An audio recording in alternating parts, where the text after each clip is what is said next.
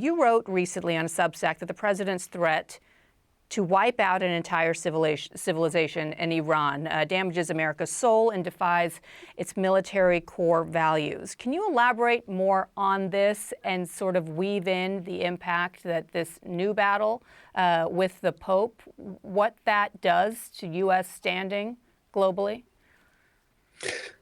Yeah, look, I mean, I'm a military veteran. One of the things I always was very proud of about the United States military, not that we were sinless and we never got anything wrong, but we did have a code of honor. That code of honor was we did our best to basically follow the law of armed conflict to ensure that, we weren't intentionally bombing civilians, et cetera, right? You're trying to achieve the objective and not create any more harm than possible.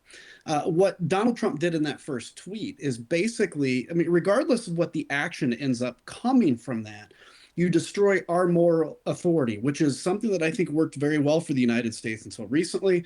Same thing happens, by the way, when you bomb civilian boats in the Caribbean, or specifically when you do the second and third missile strike and there's a couple guys hanging off the boat simply trying to survive. It damages our soul. And that has a moral impact, not just from, us and how we feel, but in our ability to actually do foreign policy.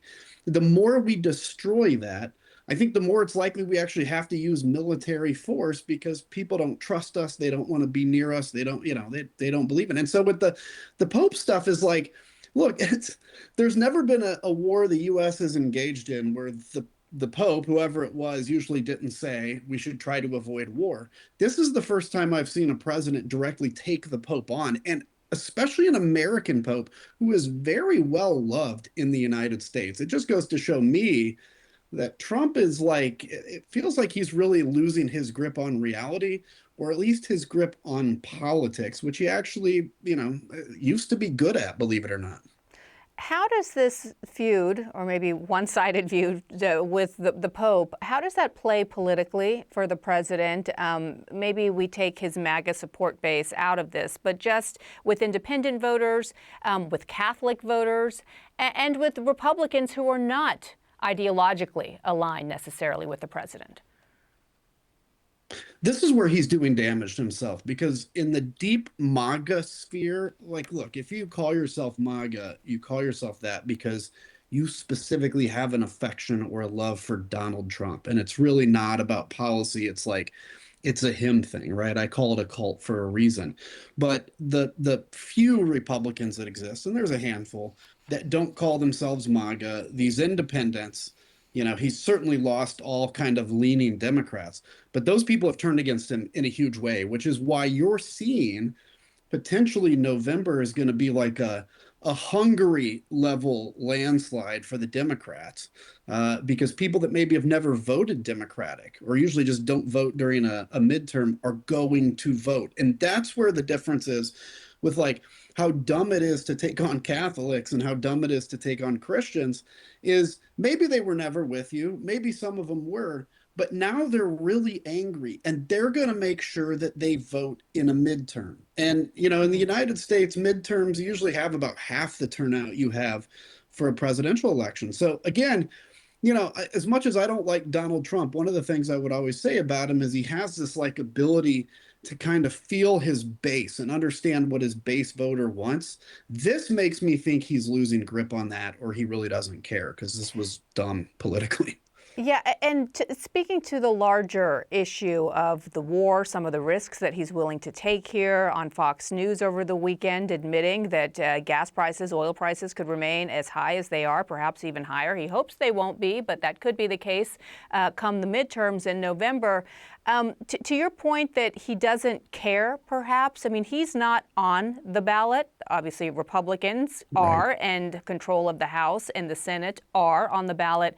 But is there, do you think, the possibility that the president is thinking longer term about his legacy? And if indeed he believes that he can be the president that brought in regime change in Iran one way or the other and took away the nuclear threat, that all of this could be worth it? It's possible. I have a hard time seeing that this deep-seated narcissist actually really cares much about his legacy. It's more about this current moment. If he wanted to do real regime change in Iran, we actually could do it. We would have to send ground troops, and it would be very bloody and messy. And so the fact that he's not willing to do that, I don't know if regime change is his final legacy.